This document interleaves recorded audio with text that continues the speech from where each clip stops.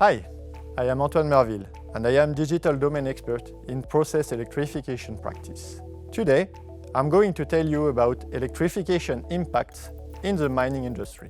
This industry accounts for 4% of global CO2 emissions.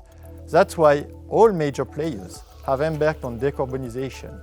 And here, electrification is one key enabler. Demand-side electrification and green electricity are playing a major role in this journey. This is a unique opportunity to optimize the overall energy system.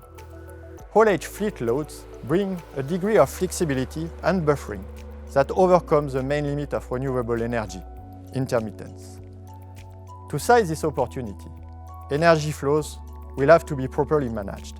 An energy management system will have to be implemented and connected to many other systems, such as business and operation management system, forecasting the energy usage, power and process management system, managing the process loads in real time, electrical fleet management system, managing the state, priority and energy of haulage truck fleet, hybrid generation management systems, managing the electrical energy production in real time, weather forecast that will help predict energy production, and finally, other systems able to absorb energy surplus outside of the mine.